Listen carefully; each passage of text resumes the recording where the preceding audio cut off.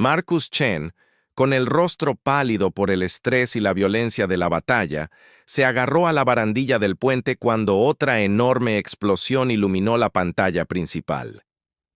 ¡Almirante! Estamos ganando esta batalla. Sinceramente no puedo creer lo que estoy viendo. Créalo, Rodríguez, respondió con severidad. Esto es lo que pasa cuando se subestima sistemáticamente a una especie que ha evolucionado en un mundo verdaderamente mortal. Hemos estado luchando contra adversidades imposibles desde que salimos de las cuevas y empezamos a usar herramientas para matar cosas más grandes que nosotros. La batalla continuó durante otras 6 horas, pero el resultado final ya no ofrecía ninguna duda. La flota zafiriana, reducida a menos de la mitad de su fuerza original y completamente desmoralizada, finalmente se retiró del sistema en completo desorden. Dejaron atrás los restos humeantes de casi 200 naves y los cuerpos de decenas de miles de sus mejores guerreros. La flota humana no había escapado del combate sin pagar un precio. 17 naves habían sido destruidas y más de 3.000 tripulantes habían pagado con su vida por el honor de la humanidad. Pero habían cumplido su misión principal con una eficacia devastadora. La flota de refugiados tilorianos escapó a un lugar seguro llevando a los últimos supervivientes de su antigua civilización a estrellas lejanas donde podrían reconstruir su cultura y preservar sus conocimientos acumulados. La última transmisión del consejero superior Veltar a la flota humana fue breve, pero profunda en su impacto emocional. La deuda está saldada, Marcus Chen. Pero más que eso, habéis demostrado a esta galaxia que todavía hay especies dispuestas a arriesgarlo todo por lo que es moralmente correcto. Los teoranes recordarán este sacrificio, al igual que otros que presenciaron lo que la humanidad ha hecho aquí hoy. 6 meses después de la batalla del éxodo teoriano, la almirante Rodríguez se presentó ante el Consejo de Defensa de la Tierra para entregar su informe completo de la operación. La sala estaba repleta de periodistas, diplomáticos y oficiales militares de todo el espacio humano, todos ansiosos por comprender las implicaciones de la primera intervención militar interestelar importante de la humanidad. Las implicaciones estratégicas de nuestra victoria van mucho más allá de la salvación de una sola especie, informó con su característica precisión. La inteligencia indica que 17 civilizaciones alienígenas diferentes se han puesto en contacto con la Tierra en busca de acuerdos de alianza defensiva. La galaxia ha tomado nota definitiva del compromiso de la humanidad de proteger a las especies inocentes de los imperios agresivos. La presidenta Martínez se levantó de su asiento, con expresión grave, pero llena de un orgullo inconfundible. «Almirante, ¿cuál ha sido el coste final de la operación?», preguntó Did Rodríguez, con voz firme pero llena de profunda emoción. 317 vidas humanas, señora presidenta, murieron para que toda una especie pudiera seguir existiendo. Marcus Chen, que se acercaba a los 77 años, se levantó lentamente de su asiento en la galería. Su voz, aunque debilitada por la avanzada edad, se escuchó con claridad en la cámara silenciosa y sería recordada por generaciones. Hace 50 años, yo era un joven que flotaba solo en el espacio esperando morir en la oscuridad entre las estrellas. Unos completos desconocidos me salvaron la vida sin pedir nada a cambio, solo que recordara su bondad. Hoy, esos mismos desconocidos están vivos porque la humanidad recordó esa deuda y decidió honrarla. 3.000 de los nuestros murieron para mantener esa promesa y creo con todo mi corazón que dirían que el sacrificio valió la pena.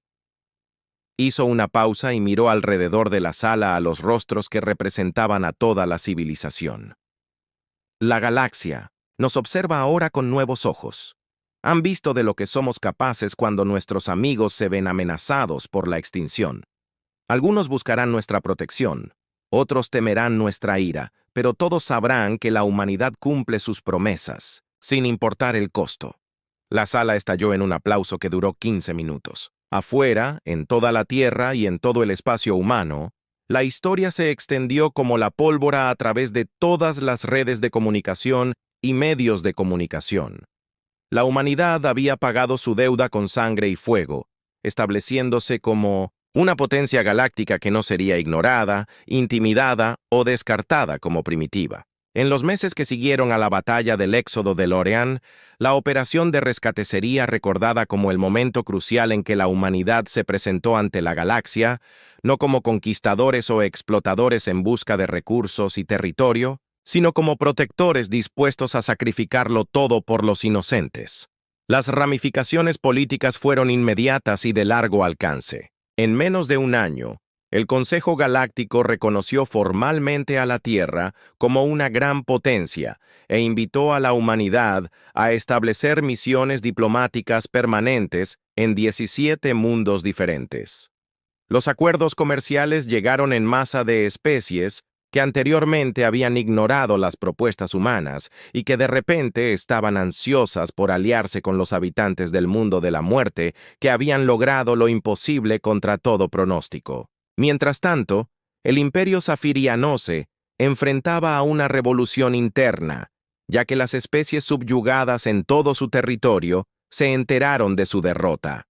El mito de la invencibilidad safiriana había sido destrozado por una especie que apenas llevaba 2 siglos en el espacio y estallaron rebeliones en docenas de mundos ocupados. En 5 años, el imperio se había derrumbado por completo.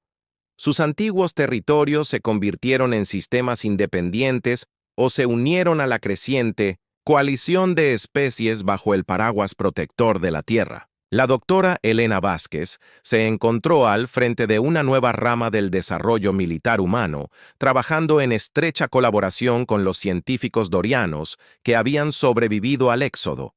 Juntos desarrollaron tecnologías que revolucionarían la guerra y la defensa espaciales, siempre con la conciencia de que esas armas se utilizarían para proteger a los inocentes y no para conquistar a los débiles. El capitán James Mitchell fue ascendido a almirante y se le asignó el mando de la recién creada Flota de Protección Galáctica, una fuerza multinacional formada por voluntarios de docenas de especies que se habían inspirado en el ejemplo de la humanidad. La misión principal de la flota era sencilla: garantizar que ninguna civilización pacífica volviera a enfrentarse sola a la extinción. Marcus Chin vivió hasta cumplir los 90 años y pasó sus últimos años como embajador de la Tierra en las Anines, colonias de refugiados de Tylorian. Murió pacíficamente mientras dormía, rodeado tanto de amigos humanos como de compañeros teorianos que se habían convertido en su familia. A su funeral asistieron representantes de 43 especies diferentes, todos ellos para rendir homenaje al hombre cuyo rescate había cambiado el curso de la historia galáctica. El alto consejero estableció el Instituto Marcus Chin para la cooperación interespecie en el nuevo mundo natal de los DeLorean, un centro de aprendizaje dedicado a fomentar el entendimiento entre diferentes formas de vida. El lema del instituto, inscrito en 47 idiomas sobre su entrada principal, decía simplemente: nadie muere solo mientras otros tienen el poder de ayudar.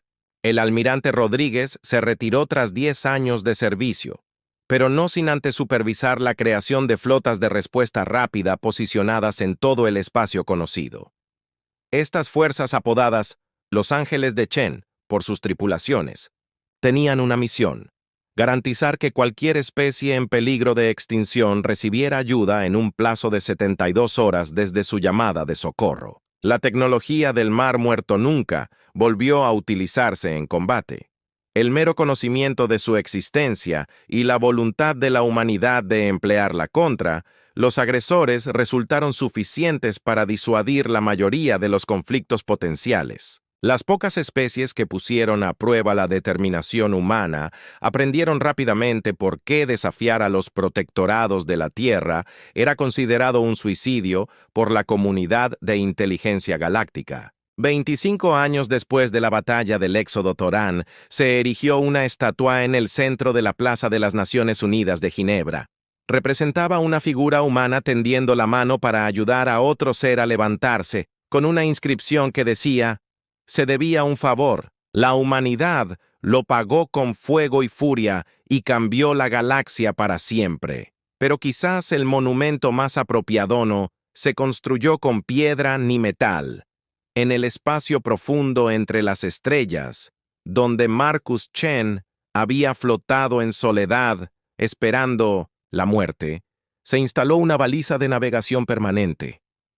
Las naves de todas las especies que pasaran por esa región del espacio recibirían un mensaje automático que contaba la historia de un joven humano menor de edad, los alienígenas que lo salvaron y la muerte que transformó la galaxia. El mensaje siempre terminaba con las mismas palabras.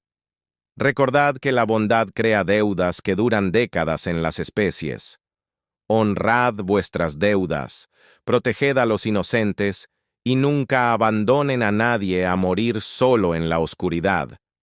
Se había contraído una deuda y, cuando llegó el momento de saldarla, la humanidad mostró al universo exactamente lo que significaba tener a la Tierra como aliada. La deuda quedó saldada, pero la leyenda perduraría para siempre, inspirando innumerables actos de valentía y compasión entre las estrellas.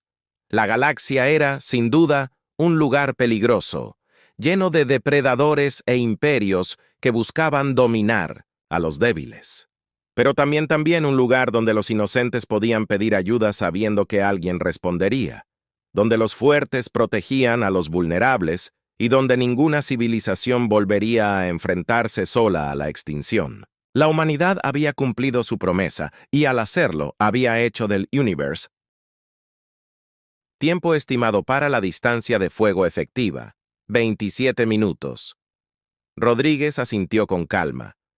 Sus años de experiencia al mando mantenían su voz firme. Avise a la flota de refugiados inmediatamente. Dígale al consejero que comience los procedimientos de evacuación de emergencia. Una vez que comience el combate, deben estar listos para huir al espacio profundo. Marcus Chen, de pie junto al almirante a pesar de las enérgicas protestas del personal médico por su edad y su salud, observaba la pantalla táctil con una mezcla de fascinación y terror. En todos mis años nunca imaginé que sería testigo de algo así. David y Goliat representándose entre las estrellas con el destino de toda una especie en juego. La diferencia fundamental, dijo Rodríguez en voz baja sin apartar la vista de la pantalla, es que este David Bra es amigo y todos tenemos ondas cargadas con piedras muy grandes. Activó el canal de comunicación de toda la flota, y su voz llegó a todas las naves de la Armada Humana. Todas las naves. Aquí la almirante Rodríguez. Hoy honramos una deuda que se ha ido forjando. Los tiloranos salvaron a Sindhu Sem, uno de los nuestros cuando no tenían ninguna obligación de hacerlo, sin pedir nada a cambio, solo que se recordara el favor. Ahora estamos entre ellos y la extinción. Recordad quiénes somos. Recordad lo que representamos. Somos la humanidad y no abandonamos a nuestros amigos para que mueran solos en la oscuridad. La respuesta llegó de 42 naves simultáneamente. Miles de voces unidas con un propósito entendido. Almirante, para Marcus Chen, por los teoranos, por la humanidad. A medida que las flotas se acercaban al alcance de las armas, el mariscal de guerra Krex se preparaba para demostrar la abrumadora superioridad de la doctrina militar sapiriana. Su especie había conquistado la galaxia gracias a una tecnología superior, tácticas disciplinadas y la aplicación sistemática de una fuerza abrumadora. Todas las naves, formad la formación de batalla estándar alfa, ordenó. Apuntad primero a sus naves más grandes.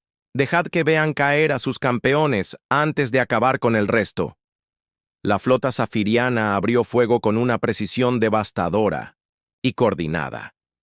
Brillantes rayos de energía atravesaron el vacío del espacio y golpearon las naves humanas con suficiente potencia concentrada como para vaporizar pequeñas montañas. El espectáculo era magnífico y terrible. Una demostración de superioridad tecnológica que debería haber puesto fin a la batalla en los primeros minutos. Pero algo fallaba. Las naves humanas absorbieron los devastadores impactos, con los cascos al rojo vivo por la energía, pero sin sufrir daños estructurales. Los indicadores de alerta comenzaron a parpadear en las pantallas tácticas de Surion. Imposible, Craig, gruñendo mientras arañaba su silla de mando. Nuestras armas deberían haberlos destruido por completo. Su oficial científico comprobó, y volvió a comprobar frenéticamente las lecturas de los sensores. Mariscal de guerra. Las naves humanas parecen estar utilizando algún tipo de tecnología de blindaje adaptativo. Los impactos iniciales están siendo absorbidos por una capa exterior ablativa que disipa la energía y permite a las naves seguir acortando la distancia. Sus agujeros siguen siendo funcionales. Lo que los zafirianos no podían entender era que la humanidad había aprendido valiosas lecciones de todas las especies con las que se habían encontrado durante su expansión por la galaxia. El blindaje adaptativo se basaba en la tecnología de autorreparación tealoriana modificada y mejorada con ingeniería humana para proporcionar una rápida regeneración de los daños en combate. No duraría indefinidamente bajo un bombardeo sostenido, pero daba a las naves humanas unos minutos preciosos para ejecutar su estrategia cuidadosamente planificada. Rodríguez observó cómo la distancia entre la flota disminuía constantemente en su pantalla táctica. Todas las naves ejecuten el patrón Omega, liberen los perros de guerra. De repente, la formación humana estalló en un caos aparente. En lugar de mantener líneas de batalla ordenadas como todas las demás especies contra las que habían luchado los zafiranos, todas las naves humanas rompieron la formación simultáneamente y atacaron desde vectores completamente diferentes.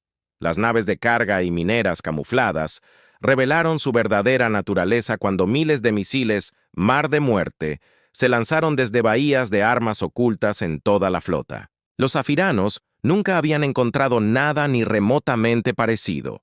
Las esferas metálicas eran demasiado pequeñas y se movían demasiado rápido para que sus armas de energía pudieran apuntar con eficacia.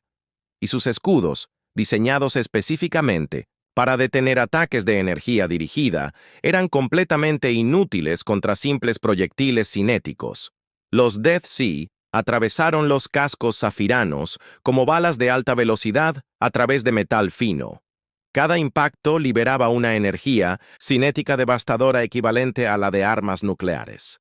¿En nombre del Imperio, qué son esas armas?, exigió Craigs, mientras sus naves comenzaban a explotar en brillantes bolas de fuego a su alrededor. Parecían proyectiles cinéticos de alta velocidad. Armas cinéticas primitivas de guerra Marshall, primitivas armas cinéticas que nuestros escudos no pueden desviar ni absorber. 12 las naves capitales sirianas murieron en el primer salivo coordinado. Sus cascos se agrietaron como huevos al ventilarse la atmósfera, lanzando los restos y la tripulación al vacío del espacio. Pero los humanos estaban lejos de dar por terminado su asalto.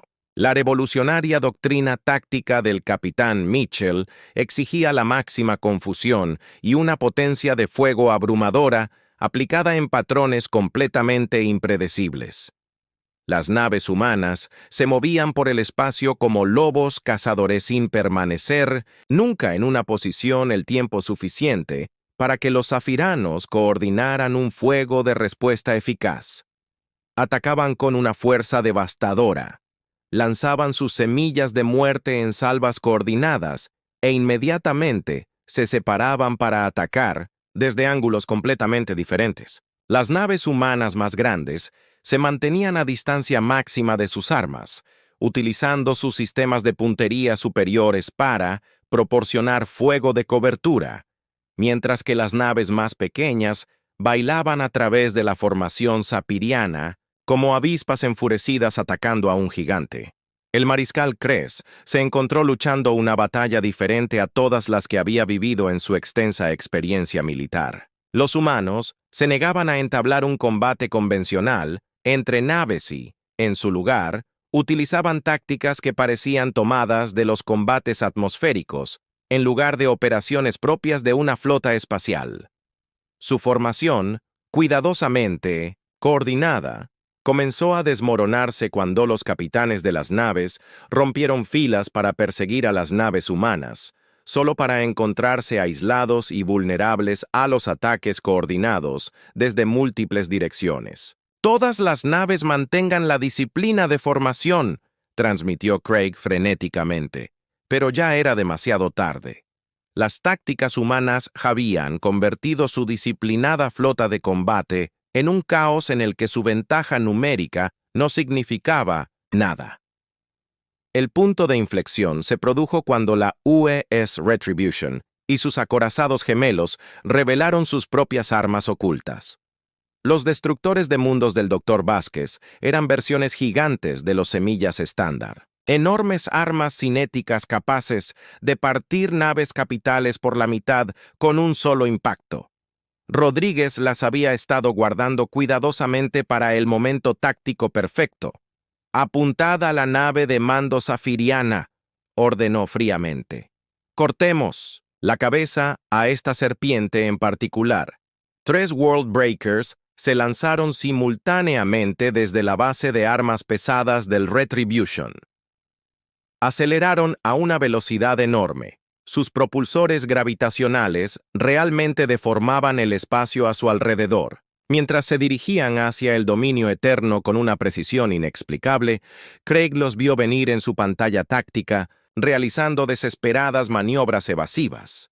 Pero la enorme nave insignia siriana era simplemente demasiado grande y maniobrable para evitar los proyectiles entrantes.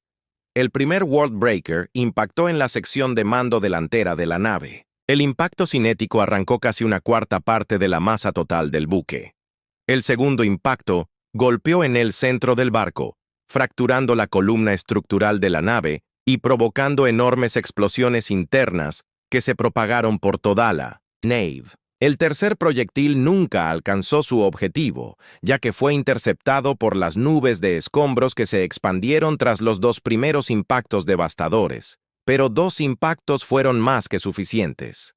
El Eternal Dominion se partió en una espectacular cascada de explosiones secundarias que se llevaron al mariscal de guerra Krex y a todo su equipo de mando al vacío. El impacto psicológico en la flota siriana fue inmediato y catastrófico.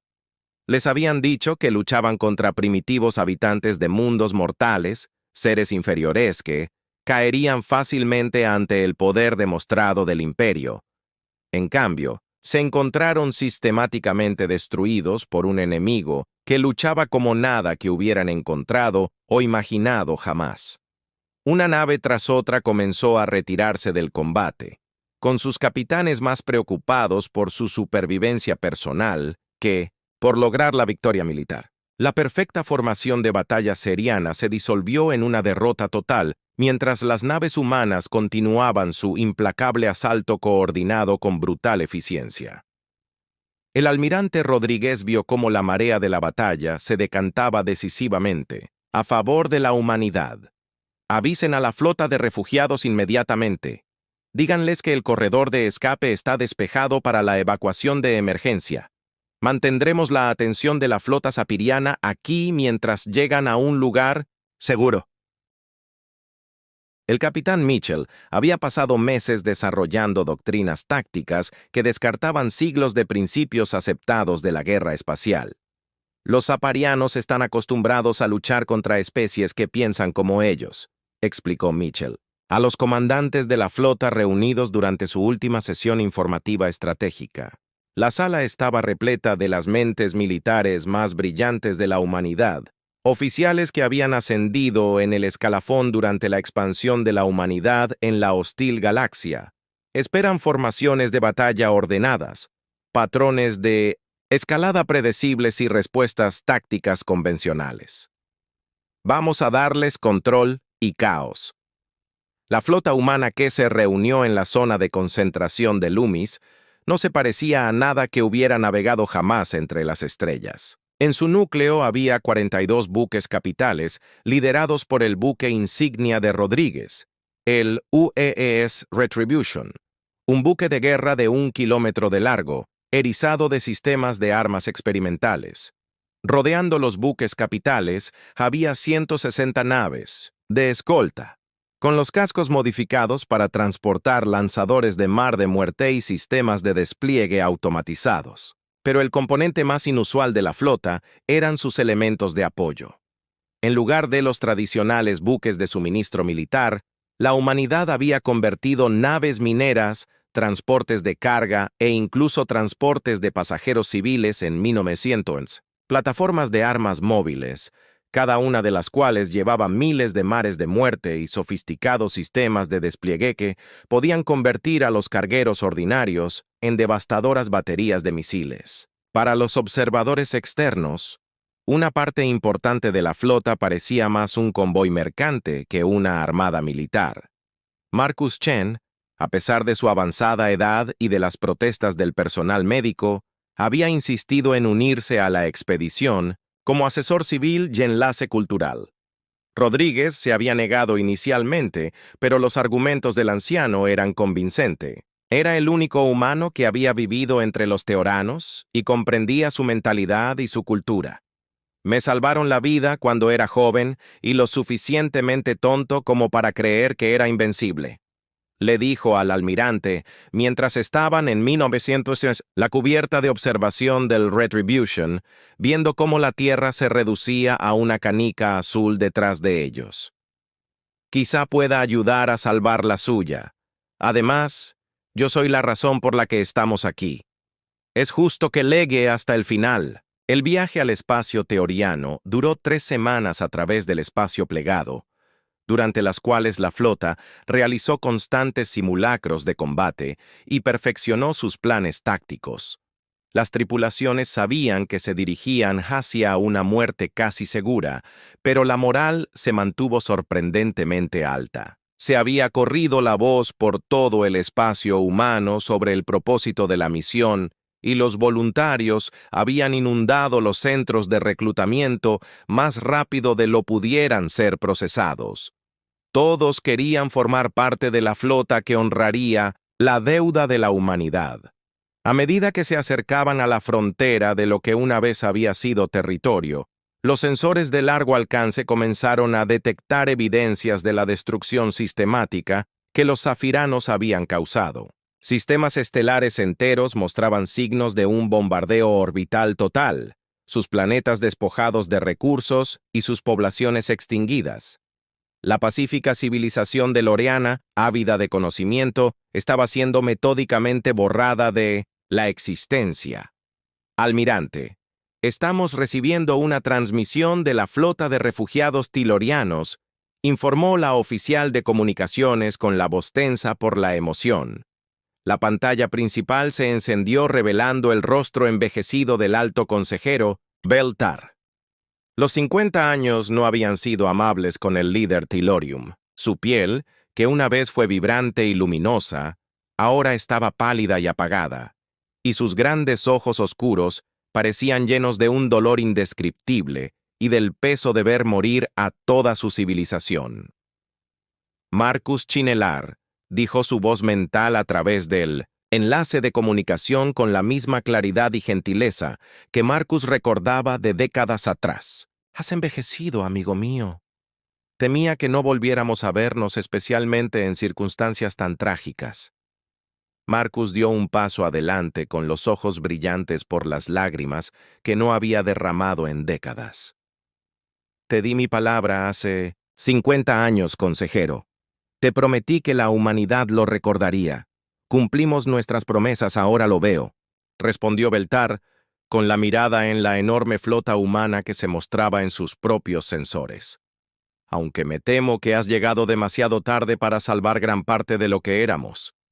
Nuestro mundo natal cayó hace 3 días. Las antiguas bibliotecas de Luminara, repositorios de conocimientos acumulados durante millones de años, quedaron reducidas a cenizas. Los zafiranos están cazando sistemáticamente nuestras naves restantes y eliminando a los refugiados como si fuera un deporte. Pronto no quedará ningún tilorano al que salvar. La almirante Rodríguez se colocó frente de la cámara, con expresión sombría pero decidida. Consejero, soy la almirante Sara Rodríguez, de la Fuerza de Defensa Terrestre. Estamos aquí para asegurarnos de que eso no suceda. ¿Puede proporcionarnos información actualizada sobre las posiciones y capacidades tácticas de la flota zafirana? Transmitieron un paquete de datos tan completo que las computadoras tácticas humanas emitieron alertas de prioridad.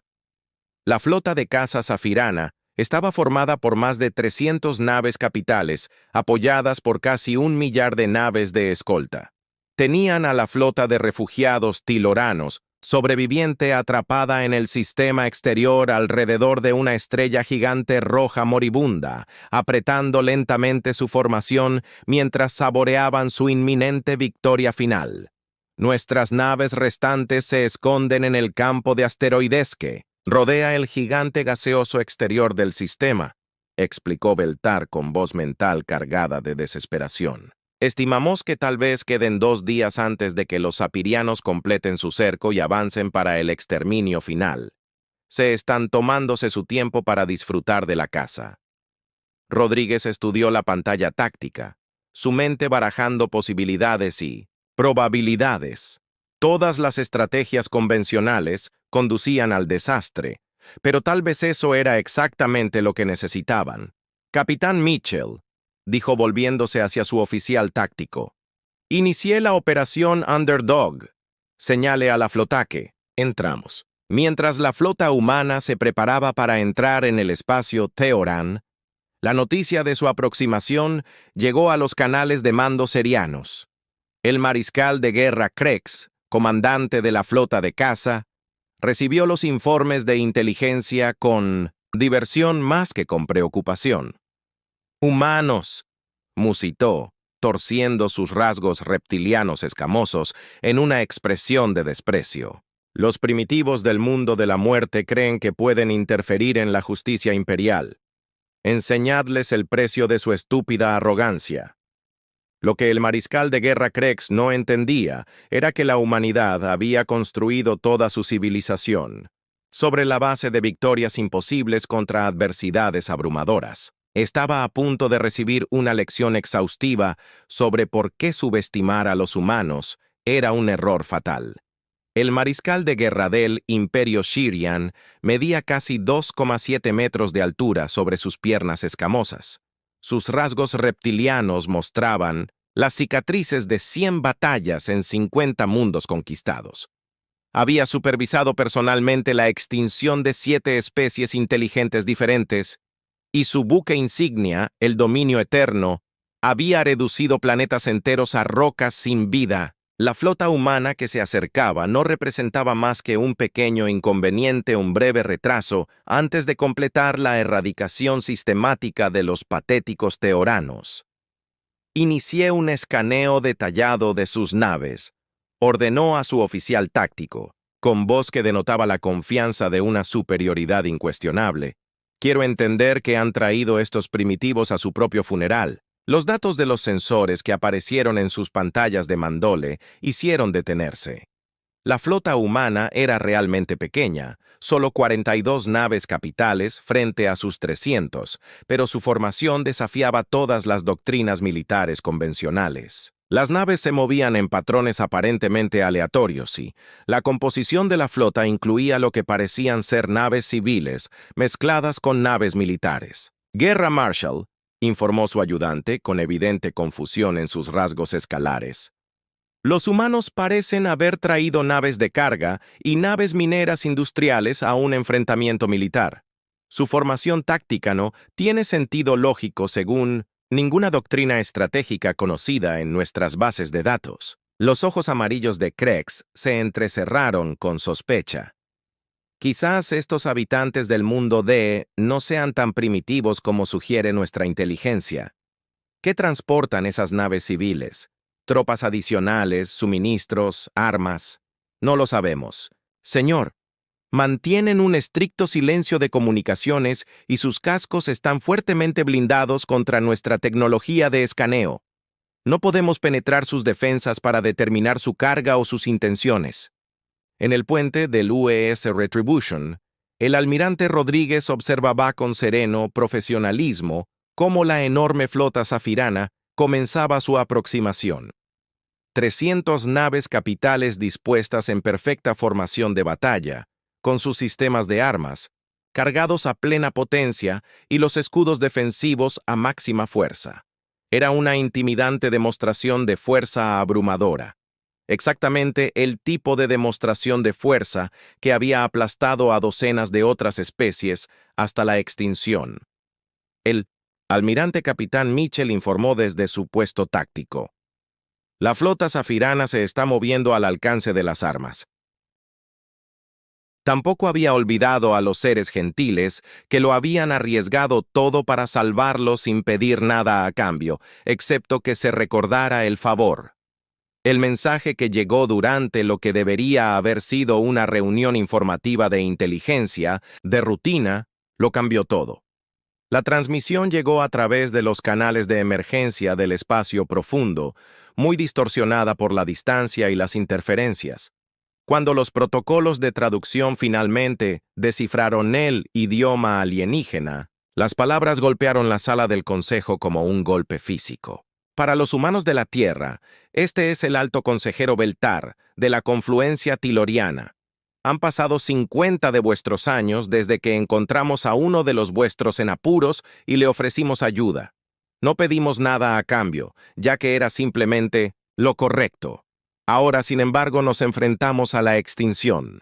El Imperio Zafiriano ha declarado la guerra total a nuestro pueblo. Busca la conquista, sino la erradicación completa de nuestra especie. Nuestros mundos arden, nuestro pueblo muere, y nuestra antigua civilización se desmorona ante su odio. Si recuerdan la deuda entre nosotros, si recuerdan a Marcus Chen, les pedimos humildemente su ayuda. No tenemos a quién recurrir. El silencio que siguió fue ensordecedor. Alrededor de la mesa del consejo, los líderes más poderosos de la Tierra luchaban con las implicaciones de lo que acababan de oír. El Imperio Zafirano era bien conocido por la inteligencia humana. Una especie militarista que controlaba casi 100 sistemas estelares mediante la conquista brutal y la opresión.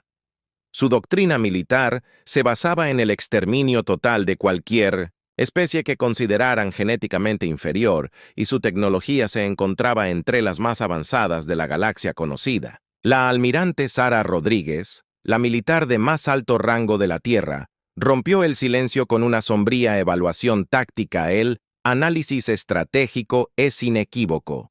Los tiloranos se enfrentan a un genocidio.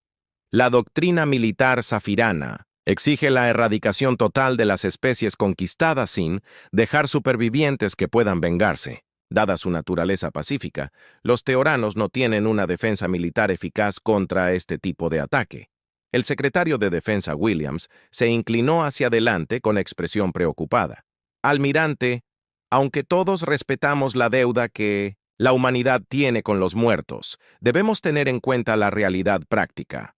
Los zafiranos nos superan en armamento en al menos 50-1. Sus naves son más avanzadas, sus armas más poderosas y sus soldados más experimentados. Este no es nuestro conflicto, e involucrarnos podría significar la destrucción de la civilización humana. Marcus se levantó lentamente de su asiento, golpeando el suelo con su bastón mientras luchaba por ponerse de pie. Cuando habló, su voz tenía el peso de 7 décadas de vida y el recuerdo de morir solo en el espacio hace 50 años. Tampoco era su conflicto. Los teoranos estaban explorando, aprendiendo, contribuyendo al acervo de conocimientos de la galaxia. Podrían haber ignorado mi señal de socorro y haber seguido su camino. Nadie les habría culpado. En cambio, arriesgaron su misión, su tiempo y sus recursos para salvar una vida humana porque creían que era lo correcto. Su voz se hizo más fuerte mientras continuaba. Ahora se enfrentan a la extinción y piden ayuda a la única especie de la galaxia que podría entender lo que significa ser el más débil. La presidenta Martínez, que había ascendido de diplomática, Junior a líder de la humanidad durante la vida de Marcus, miró a sus asesores alrededor de la mesa. La cuestión que se nos plantea no es si podemos ganar. La cuestión es si podemos vivir con nosotros mismos si no lo intentamos. Se nos debía un favor desde hacía 50 años. Hoy decidimos si la humanidad mantiene su palabra. La votación fue rápida y unánime. En cuestión de horas, se dieron órdenes de movilización en todo el espacio humano. El ejército de la Tierra comenzó a prepararse para la mayor operación interestelar de la historia de la humanidad. Se hizo un llamamiento a todas las colonias, a todas las estaciones, a todos los puestos avanzados. La deuda de la Tierra se honraría sin importar el coste. Los preparativos, el centro de mando estratégico, situado bajo Ginebra, bullía de actividad frenética, mientras las pantallas holográficas mostraban las posiciones de la flota, las líneas de suministro y las proyecciones, tácticas que abarcaban la mitad de la galaxia. La almirante Sara Rodríguez se encontraba en el centro del caos organizado, con sus manos curtidas entrelazadas a la espalda, mientras estudiaba el enorme reto que tenía ante sí. A sus 55 años, había comandado las defensas de la Tierra en más de 3 conflictos menores con especies hostiles, pero nada la había preparado para esto. «Enséñeme las cifras actualizadas», ordenó a su jefe de inteligencia. El comandante Park activó la pantalla holográfica principal, que llenó el aire con estadísticas luminosas que pintaban un panorama de probabilidades imposibles. Fuerza confirmada del Imperio Zafiriano. 200 naves capitales, incluyendo 37 destructoras de planetas.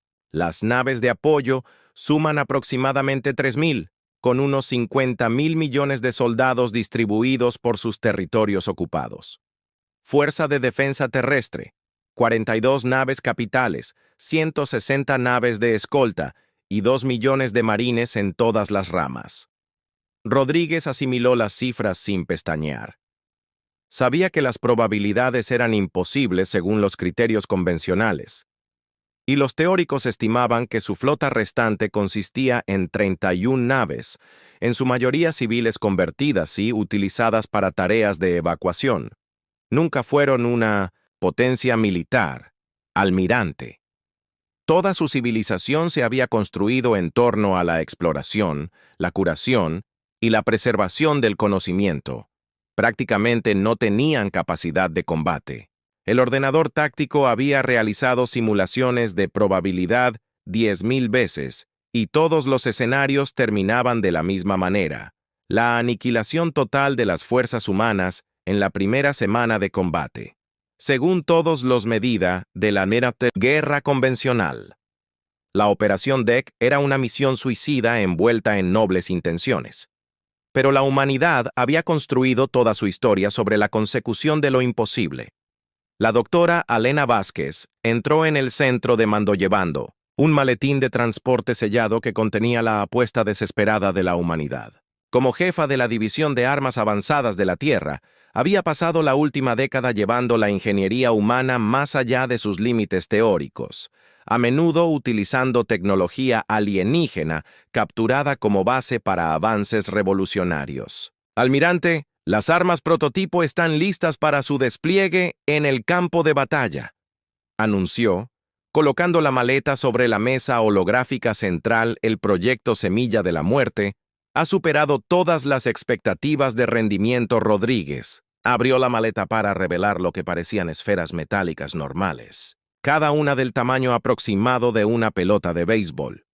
Parecían casi absurdamente simples en comparación con las elegantes armas de energía preferidas por la mayoría de las civilizaciones galácticas. Doctora, esto parece algo que podríamos fabricar en cualquier fábrica orbital, observó el capitán James Mitchell Rodríguez, jefe de táctica y experto en planificación estratégica de Rodríguez. Vázquez sonrió y había algo depredador en su expresión, que recordó a todos los presentes por qué los humanos se habían ganado su reputación de especie peligrosa. Esa es precisamente la cuestión, capitán. Los zapirianos, como la mayoría de las civilizaciones tecnológicamente avanzadas, han evolucionado más allá de las armas cinéticas. Sus sistemas defensivos están diseñados específicamente para desviar, absorber o redirigir los ataques basados en energía. Han olvidado los principios fundamentales de la física de la masa y la velocidad. Activó un proyector holográfico que mostraba esquemas detallados de las armas esféricas. Cada mar de la muerte contiene un reactor de fusión miniaturizado, acoplado a un generador de pulsos gravitacionales. Cuando se activa, crea un pozo de gravedad localizado que acelera la esfera hasta aproximadamente el 15% de la velocidad de la luz. A esa velocidad, incluso algo tan pequeño impacta con una fuerza equivalente a un arma nuclear de 50 megatones. Mitchell estudió la pantalla con creciente admiración. Y como se trata de energía cinética pura en lugar de energía dirigida, sus escudos ni siquiera lo registrarán como una amenaza hasta el impacto, confirmó Vázquez. Los mares muertos atravesarán sus cascos como balas a través de papel de fumar. También hemos desarrollado versiones mejoradas para la eliminación de naves capitales, dispositivos más grandes que llamamos rompedores de mundos, que pueden partir un acorazado por la mitad. El almirante Rodríguez examinó las armas con una mezcla de admiración e inquietud. El enfoque de la humanidad hacia la guerra siempre había divergido de las normas galácticas. Mientras otras especies desarrollaban sofisticadas armas energéticas y elegantes sistemas defensivos, los humanos construían armas más grandes y encontraban formas innovadoras de ejercer una fuerza devastadora. Era tosco-brutal y devastadoramente eficaz contra enemigos que esperaban tácticas convencionales. ¿Capacidad de producción?, preguntó Rodríguez. Las instalaciones de fabricación de toda la Tierra y las colonias sean convertidas a la producción ininterrumpida. Tendremos aproximadamente 50.000 semillas de la muerte y 200 rompedores de mundos listos para su despliegue cuando la flota se ponga en marcha. La siguiente fase de la preparación implica algo aún más desafiante que desarrollar armas revolucionarias. Entrenar a la flota para utilizarlas de manera que confundan y abrumen a un enemigo superior. La deuda recordada. El vacío del espacio es silencioso, pero Marcus Chin podía oír los latidos de su corazón retumbando en sus oídos, mientras flotaba indefenso entre los restos en expansión de lo que una vez fue la estación minera Kepler 7. La baliza de emergencia de su traje parpadeaba en rojo en la oscuridad, un grito feudal de ayuda que probablemente no obtendría respuesta. Se encontraba a 40 millones de kilómetros del mundo habitado más cercano y le quedaban menos de 6 horas de vida en su traje ambiental. Marcus estaba en lo más profundo del núcleo del asteroide, cuando comenzó la cascada de resonancia. La materia exótica que habían estado extrayendo contenía propiedades cuánticas inestables que nadie había detectado durante los estudios iniciales. En un momento estaba operando el cortador de plasma en Shat 7. Al momento siguiente, toda la estación se desintegró en una reacción en cadena de detonaciones cuánticas que desafiaban la física convencional. La alarma de evacuación había llegado demasiado tarde para los que se encontraban en los sectores mineros profundos. Marcus vio a través de la pantalla de su casco cómo la última cápsula de evacuación desaparecía en el espacio, llevando a los pocos afortunados que se encontraban cerca de la superficie cuando se produjo el desastre. Había intentado llegar a las cápsulas de emergencia, pero la superestructura de la estación se había derrumbado entre él y la seguridad, atrapándolo en una sección que ya se estaba separando de la instalación principal. Ahora flotaba solo en la oscuridad cósmica, viendo trozos de metal retorcido y mineral cristalino girar lentamente a su alrededor en una macabra danza de destrucción. El reactor de fusión de la estación había entrado en estado crítico, creando un breve sol artificial que iluminó el campo de escombros antes de desaparecer de nuevo en la fría indiferencia del espacio. Marcus había sobrevivido a la explosión inicial solo porque llevaba equipado para trabajar en el exterior, pero el escudo contra la radiación de su traje ya mostraba señales de advertencia ámbar debido a los estertones del reactor. A sus 26 años, Marcus representaba la tercera generación de su familia que trabajaba en las operaciones mineras del sistema exterior.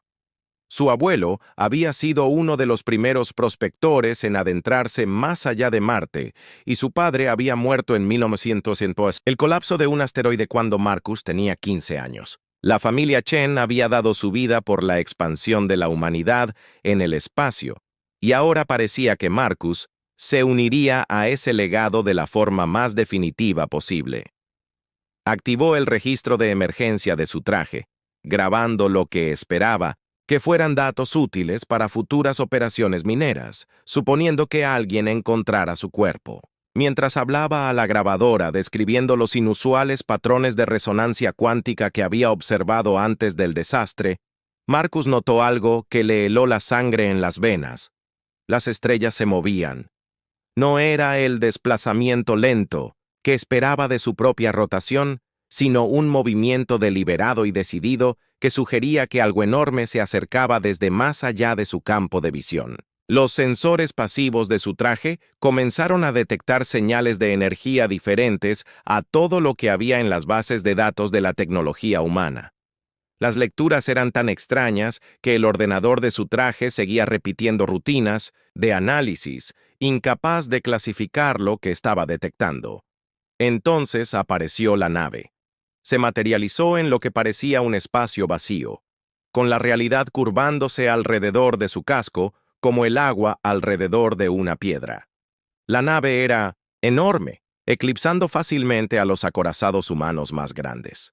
Sin embargo, se movía por el espacio con una gracia orgánica que parecía burlarse de las leyes de la física. Su casco parecía haber crecido en lugar de haber sido construido, con curvas fluidas y superficies que cambiaban de color como el aceite sobre el agua. Patrones bioluminiscentes pulsaban a lo largo de su longitud y ritmos que sugerían una vasta inteligencia alienígena.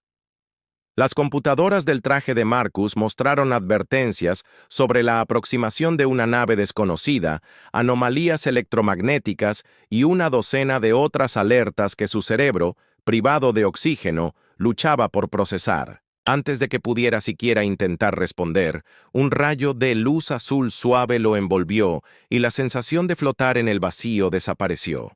Se encontró de pie en lo que solo podía describirse como una sala médica.